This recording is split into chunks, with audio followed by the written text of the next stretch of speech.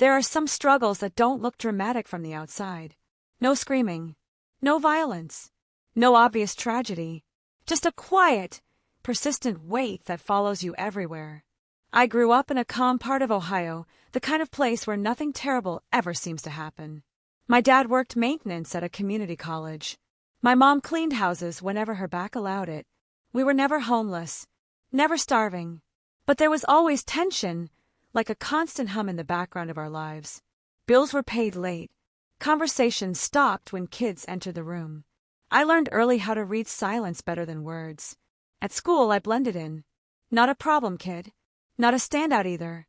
Teachers told me I had potential, which I later understood meant they didn't know what to do with me. I did what was expected. Got decent grades. Stayed out of trouble. And somehow, that became my entire identity, safe, invisible, unremarkable. I went to a local state university because it was affordable. Worked part-time at a grocery store. Graduated with a degree I didn't fully understand and even less confidence about how to use. When people asked what I wanted to do with my life, I made jokes. Humor was easier than honesty. The truth was, I had no idea, and admitting that felt like failure. After college, I landed an entry-level job at a logistics company. On paper, it was fine. In reality, it felt empty. My days were spreadsheets, emails, artificial urgency. I counted hours instead of accomplishments. The paycheck barely covered rent and student loans. Every month felt like a math problem I might get wrong. At night, alone in my small apartment, I'd stare at the ceiling and think, why do I feel like this? Other people had it worse. That thought made me feel guilty, and guilt made the emptiness heavier. I didn't know it then, but this was only the beginning. If this story already feels familiar, like the video, subscribe, and comment still trying below. Because this isn't just my story. It might be yours too. The job didn't destroy me all at once. It wore me down slowly. Every morning, my alarm went off at the same time, and I hit snooze even though I wasn't tired. I just didn't want to get up. I'd sit on the edge of my bed, staring at the floor, already feeling behind before the day had even started. The drive to work was quiet. Same roads. Same radio stations. Same thoughts looping in my head. This can't be it. This can't be the rest of my life. At the office, I smiled when I was supposed to. Answered emails quickly. Pretended urgency mattered. Meetings blurred together. People talked in buzzwords about efficiency and growth, but none of it felt connected to anything real. Sometimes I'd catch my reflection in the dark computer screen and barely recognize myself. I looked older than I felt. Tired in a way sleep didn't fix. I told myself to be grateful. My parents had worked harder jobs for less money. Who was I to complain? That voice kept me quiet. It told me my dissatisfaction was a character flaw, not a warning sign. So I swallowed it and kept going. Then the announcement came. An email first. Mandatory meeting. Conference room B. The room smelled like burnt coffee and dry air. People joked nervously, but no one laughed too hard. When the HR manager started talking, I felt my chest tighten. Her voice was calm, practiced. She talked about restructuring and difficult decisions. When she read my name, it didn't feel real at first. It felt like hearing someone else's sentence handed down. I nodded. I shook hands. I thanked them. Why did I thank them? And packed my desk into a cardboard box. A mug. A notebook. A cheap desk plan I'd forgotten to water. Coworkers avoided eye contact. One of them said, "Keep in touch," and I knew we wouldn't. In the parking lot, I sat in my car for a long time. The steering wheel felt cold under my hands. I didn't cry. I didn't panic. I just stared straight ahead, numb. The sky was gray, the kind of gray that makes everything feel unfinished. That night, my apartment felt smaller than usual. The silence was louder. I opened my laptop, updated my resume, and told myself I'd figure it out. That this was just a setback. But underneath that calm voice was another one, quieter, darker, asking a question I didn't know how to answer yet. Unemployment was quieter than I expected. No alarms. No meetings. No forced smiles. Just long, unstructured days that slowly bled into each other. At first, it almost felt like a break. I slept in, made coffee without rushing, told myself this was temporary, that I just needed a little time to reset. But time has a way of turning against you when there's no structure holding it in place. I started each morning with the same routine. Open my laptop, scroll through job boards, tailor my resume, write cover letters that try to sound confident without lying. Detail-oriented, team player, words that felt hollow. I hit submit and watched applications disappear into the void. Some companies sent polite rejection emails. Most said nothing at all. The silence was the worst part. Every notification on my phone made my heart jump. Every unknown number felt like hope. Then disappointment. Again and again. I refreshed my inbox so often it became a nervous tick. When nothing came in, I felt foolish for expecting anything. My savings started shrinking faster than I'd planned. I opened my banking app less and less, like ignoring it might slow the damage. Groceries became strategic, generic brands, fewer items. Frozen meals stretched across multiple days. I stopped meeting friends for drinks, telling them I was busy. The truth was I couldn't afford it, and I couldn't handle the questions. How's the job search going? Any leads yet? I lied. Not big lies. Just soft ones. Still applying. Something will come through. I didn't want pity. I didn't want advice. Mostly, I didn't want to admit how scared I was. At night, the apartment felt especially empty. My neighbor's music bled through the thin walls, bass thumping while I lay on the couch staring at the ceiling. I scrolled through social media, even though I knew it would make things worse. Former classmates announced promotions, engagements, houses. Everyone seemed to be moving forward while I stood still. I argued with myself constantly. One part of me said, "Be patient." Another whispered, "You're falling behind." I tried to drown out the second voice, but it grew louder the longer nothing changed. One afternoon at the grocery store, I stood in line counting coins in my head, making sure I had enough. When the cashier paused, waiting for me to confirm my payment, my face burned. No one said anything. No one had to. The humiliation followed me home, quiet and heavy. That night, eating cereal for dinner, I realized something I didn't want to admit yet. This wasn't just about money. It was about worth. Once that thought took hold, that maybe this wasn't just bad luck, but a reflection of me, it became harder to breathe around it. I started avoiding things that reminded me of where I was supposed to be. I let unknown numbers go to voicemail, convinced they were debt collectors. I ignored emails from my student loan provider until the red warnings felt accusatory. I told myself I'd deal with it tomorrow. Tomorrow kept moving. My parents called more often. Not to pressure me, never that, but to check in. My mom asked gentle questions, the kind that leaves space for honesty. I filled that space with half-truths. I'm exploring options. I've got a few interviews lined up. I could hear the relief in her voice, and it made my chest ache. Lying felt easier than disappointing them. Inside, the conversation was brutal. You did everything you were supposed to do. And this is where you ended up. I replayed every decision I'd made. My major, my first job, the times I didn't speak up or take risks. Regret became a loop. I imagined alternate versions of myself, ones who'd been braver, more focused, more disciplined. I compared myself to people I barely knew and lost every time. Sleep got worse. I stayed up too late, then woke up exhausted. Some mornings, the weight in my chest made it hard to get out of bed. I'd sit there, staring at the wall, trying to remember when I'd last felt excited about something. The answer never came. One afternoon, I got a rejection email from a company I'd been quietly hopeful about. The subject line was polite, the wording kind. It still felt like a door slamming shut. I read it twice, then closed my laptop and just sat there. The apartment was silent except for the refrigerator humming in the background. That sound suddenly felt loud, invasive, like it was mocking me for being stuck. I started snapping at myself for small things. Spilling coffee, forgetting to reply to a message.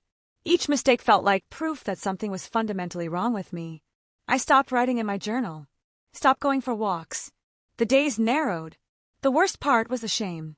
Not the loud kind, the quiet, isolating kind. The kind that tells you not to ask for help. The kind that convinces you everyone else has it figured out. One evening, standing in front of the bathroom mirror, I barely recognized the person looking back. Tired eyes, slouched shoulders, a face that looked like it was waiting for permission to exist. That's when I realized I wasn't just unemployed. I was disappearing. The days started feeling interchangeable, like someone had copied and pasted the same 24 hours over and over again. I'd wake up, check my phone, feel that familiar drop in my stomach when there was nothing new, and then drift through the morning without any real urgency. Time moved, but I didn't feel like I was moving with it. I stopped getting dressed properly. Jeans turned into sweatpants. Mornings blurred into afternoons. I told myself I was conserving energy, but deep down I knew it was avoidance. If I didn't fully show up to the day, then the day couldn't fully judge me. Friends texted less. Not because they didn't care, but because I kept saying, maybe next time. I didn't want to sit at a table pretending everything was fine. I didn't want advice wrapped in optimism. And I definitely didn't want that look, the one people give you when they're trying to be supportive but don't know what to say. One afternoon, my dad called. His voice was tired, the way it gets after a long day of physical work. He asked how things were going. I hesitated, just long enough for him to notice. "You okay?" he asked. "Yeah," I said quickly. "Just figuring stuff out." There was a pause. Not uncomfortable. Just honest. "Take your time," he said. "Just don't disappear on yourself." That sentence hit harder than anything else he could have said. After we hung up, I sat there replaying it. Disappear on yourself. I realized that's exactly what I'd been doing, shrinking my world so I wouldn't have to face how lost I felt. That night, the loneliness felt heavier than usual. I poured myself a drink, then another, not to celebrate anything, just to quiet my thoughts. The TV played something I wasn't watching. I scrolled aimlessly, absorbing other people's lives without participating in my own. At some point, I ended up on the floor, my back against the couch. The room felt too big and too small at the same time. I stared at the wall, feeling this deep, bone-tired sadness that didn't come with tears at first. Just pressure, tightness in my chest. A thought that kept repeating, I can't keep doing this. Not in a dramatic way. Not in a dangerous way. Just a clear, exhausted truth. I finally cried. Not loudly, not violently. Quietly, like letting air out of a balloon that had been stretched too far for too long. I thought about my parents, how hard they'd worked. I thought about the version of myself who used to believe things would work out. And for the first time in months, instead of asking what's wrong with me, I asked a different question. The morning after that night felt different, not better, just clearer in a small, uncomfortable way. My head hurt. My apartment looked worse in daylight, like the mess had been waiting for me to really see it. Empty bottles on the counter, laundry piled in corners, dishes in the sink. It all felt like physical proof of how far I'd let myself slip. I didn't make a plan. I didn't have some sudden burst of motivation. I just started cleaning. Slowly. I picked up one bottle, then another. Folded clothes I hadn't touched in weeks. Threw away old receipts, expired mail, things I'd been avoiding. Each small action felt insignificant, but also grounding. It gave my hands something to do while my mind caught up. While cleaning, I found an old notebook from college, buried under a stack of papers. The cover was bent, the pages yellowed slightly. I flipped it open out of curiosity and froze. Inside were half-finished essays, random observations, little paragraphs I'd written years ago. Thoughts about people, about moments, about feeling out of place. I'd forgotten how much I used to write, just for myself. I sat on the floor and read through a few pages. It felt like hearing from an old version of myself, one I'd quietly abandoned. Someone curious, someone paying attention. On impulse, I opened my laptop and started writing. Not a resume, not a cover letter, just the truth. What unemployment actually felt like. The shame, the boredom, the fear. I didn't try to make it sound hopeful or impressive. I didn't think about who might read it. I just wrote until my hands hurt. When I finished, I felt strangely lighter. Nothing had changed externally. I was still broke, still unemployed, but something inside me had shifted. I'd said the thing out loud, even if only to myself. I made it a routine. Every morning, before job applications, I wrote. Some days it was angry. Some days it was quiet and tired. Other days it surprised me with honesty I didn't know I had. I didn't call it passion. I didn't dream about it becoming a career. It was just something real in a life that felt increasingly fake. A few weeks later, I posted one piece online anonymously, in a forum where people shared personal stories. I almost deleted it immediately. It felt too exposed, too raw, but I didn't. Comments trickled in slowly. A few sentences here and there. I feel this. Thank you for saying what I couldn't. Nothing dramatic, but enough to make me pause. For the first time in a long while, I felt useful. Not successful. Not fixed. Just present. Feeling present didn't magically make life easier. The fear was still there. The bills still arrived. Writing didn't pay for groceries, and the comments, kind as they were, didn't change my bank balance. Some mornings, the old weight came back the moment I opened my eyes, heavy and familiar. So I looked for something practical, something that didn't require pretending. I took a part-time job delivering packages.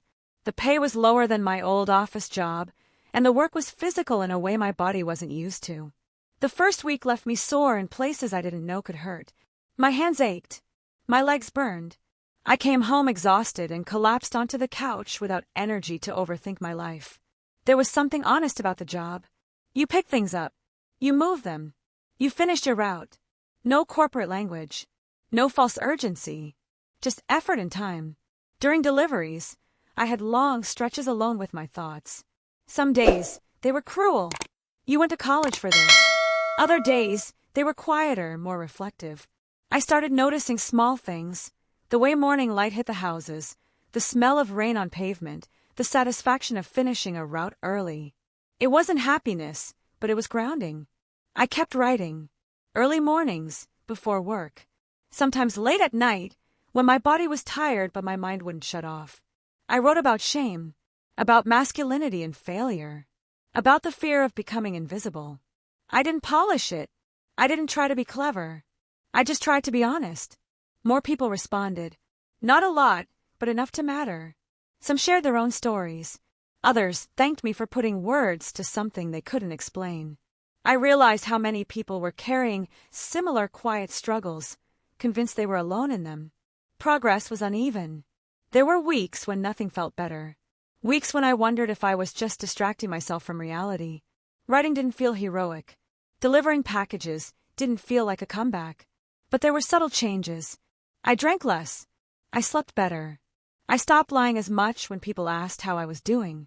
One evening, a friend admitted he'd been dealing with anxiety for years and never told anyone. That conversation would have never happened before. It made me realize something uncomfortable but freeing. I wasn't uniquely broken. I was just human, learning how to stay in the room with my life instead of running from it. And slowly, without realizing it, that changed everything. The turning point didn't arrive with confidence. It arrived with exhaustion. Not the kind that sleep fixes, but the kind that comes from living on pause for too long. One night, after finishing a delivery shift and writing a few scattered paragraphs that didn't quite come together, I sat at my kitchen table staring at the wall. My body was tired. My mind was tired. Even the fear felt tired. And in that quiet, something became painfully clear. I couldn't keep drifting and calling it patience. I wasn't waiting for the right opportunity anymore. I was waiting for permission. Permission to take myself seriously. Permission to choose something uncertain instead of something safe. Permission to stop pretending this phase was temporary if I didn't change how I was moving through it. For the first time, I looked directly at the fear instead of arguing with it. What if this doesn't work? What if writing never pays enough? What if I waste more years? Those questions didn't disappear, but another one surfaced underneath them, heavier and harder to ignore. What if I never try properly? That thought scared me more than failure ever had. I didn't suddenly believe in myself.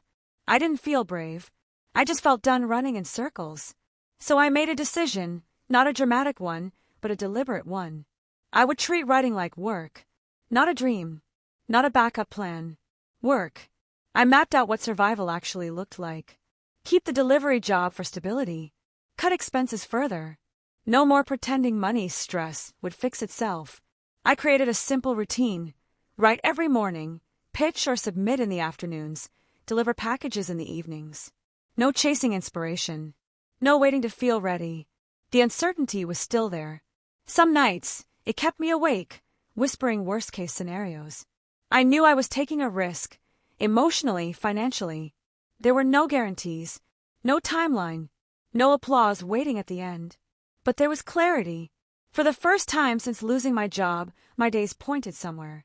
Even if that direction was shaky, it was mine. I wasn't trying to escape discomfort anymore. I was choosing a version of it. Sitting there at the table, I realized something quietly powerful. Staying stuck had been a choice too.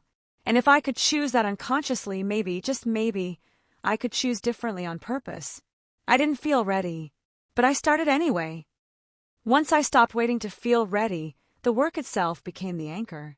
My morning started early. Coffee, notebook, laptop. Some days the words came easily. Other days they fought me the entire way. I wrote anyway, not because I felt inspired, but because I'd promised myself I would. After writing, I researched publications, forums, small platforms, anywhere that accepted personal essays or real-life stories. I sent pitches that felt too vulnerable. I hit send and immediately regretted it. Most of them went unanswered. Rejections came back slowly, politely worded and impersonal. A few stung more than others, especially when editors praised the writing but said it wasn't the right fit. Those nights were hard. I questioned everything again. My voice, my timing, my judgment. More than once, I hovered over the idea of quitting, telling myself it would be more responsible to focus on something safer. But then there were small wins. A short piece accepted here. A comment that said, "This helped me get through today." Someone messaging to ask if I'd write more. None of it was life-changing money, but it was momentum. Proof that the effort wasn't disappearing into nothing. The delivery job kept me grounded. It paid the bills. Barely, but honestly. Some evenings, my body ached so much I wanted to skip writing altogether. I didn't always win that battle, but I showed up more often than not. That consistency mattered more than talent ever had. Emotionally, it was still messy. Fear didn't vanish. I worried about getting sick, about unexpected expenses, about how long I could keep this up. Some weeks, I made less than I needed. Some months felt like they erased the progress of the last. But then something shifted. I stopped measuring success by how far I had to go and started noticing how different I felt from where I'd been. I wasn't numbing myself anymore. I wasn't lying as much, to others or to myself. Even on bad days, there was movement. Then one email changed the tone of everything. A small digital publication reached out. They'd read one of my anonymous posts and wanted to know if I'd submit more. The pay wasn't impressive, but it was real. The first time I saw the deposit hit my account, I stared at it longer than I should have. It felt earned in a way my old paycheck never had. It wasn't the finish line, but it finally felt like a beginning. Nothing in my life suddenly became impressive after that. I didn't move into a better apartment. I didn't pay off my debt overnight. I didn't wake up one morning feeling fearless or confident. What changed was quieter than that. I kept delivering packages. I kept writing. Some months were better than others. Some assignments paid decently, others barely covered groceries. I learned how to budget more carefully, how to say no to things I couldn't afford without feeling ashamed. I learned that stability isn't always about income, it's about honesty. Eventually, I stopped hiding where I was at. When people asked how I was doing, I told the truth. Not the polished version, the real one. And something surprising happened. Most people didn't judge me. Some even admitted they were struggling too. I'd spent years thinking I was falling behind, only to realize a lot of people were quietly trying to keep up. Writing became more consistent. I found my voice by letting it be imperfect. I wrote about fear, money, masculinity, failure, things I'd been taught not to talk about. Platforms like Struggle Project Stories gave space to those kinds of stories. Stories that don't promise instant success. Stories that end with effort instead of trophies. From the outside, my life still looks ordinary. I run a small place. I don't have impressive titles. I still worry about money. Some days, the doubt comes back strong, and I have to remind myself why I started. But now, I wake up with direction. I know what I'm building, even if it's slow. I understand that growth doesn't announce itself. It happens quietly, through repetition, through showing up when no one's watching, through choosing not to give up even when it would be easier to disappear. I used to think success meant being ahead. Now I know it means being aligned. If you're watching this and feeling stuck, quietly overwhelmed, ashamed for wanting more, exhausted from pretending, you're not broken. You're not late. You're not failing. You're just in the middle. And the middle is uncomfortable because it asks you to keep going without proof. If this story resonated with you, like the video, subscribe to the channel, and share it with someone who might need it tonight. And in the comments, tell us one small decision you can make this week, not to fix your life, but to stay in it. Because sometimes, the bravest thing you can do is not quit,